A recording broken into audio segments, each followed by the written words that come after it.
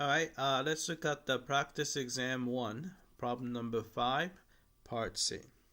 Alright, so we have x over x squared plus 4x plus 13. So you have a rational function as the integrand. So first thing that comes to your mind should be integration by parts. Alright, but the denominator actually cannot be factored out.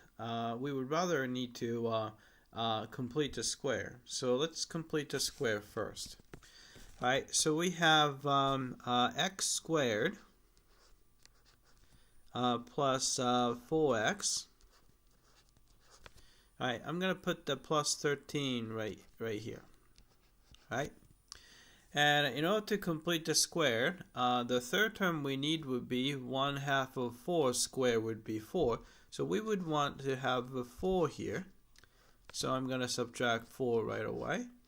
Alright, then you can see that this can be rewritten as, alright, using these three terms, this is going to be x plus 2 squared. Alright, so by putting those three together. Alright, then combining negative 4 and 13, so you're going to have plus 9.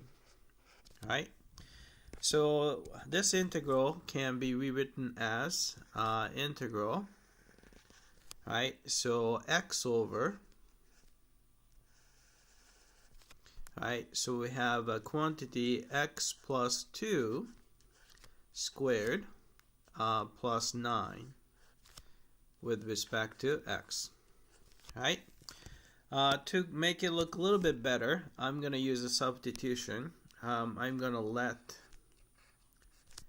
u be x plus 2.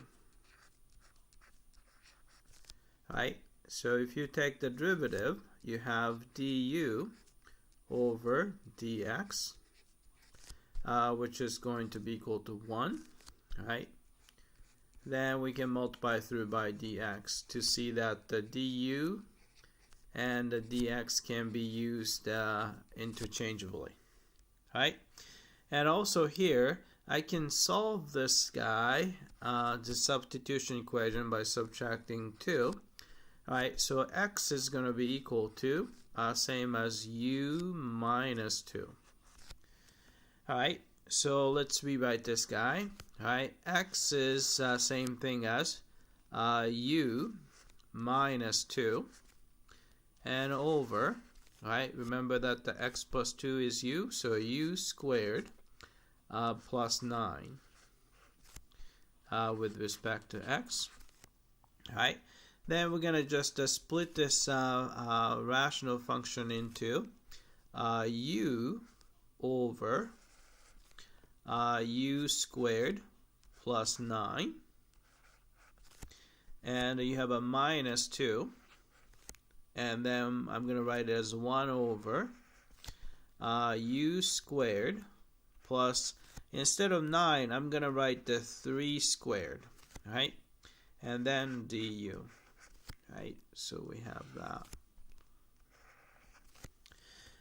Alright, then what we're going to do is I'm going to use this trick. Remember that if you have integral of g prime of x over g of x with respect to x is going to be natural log of absolute value of g of x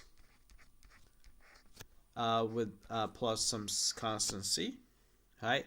And another a formula that's useful would be 1 over, right, x squared plus a squared with respect to x would be 1 over a arctangent of x over a plus some constant c. Right?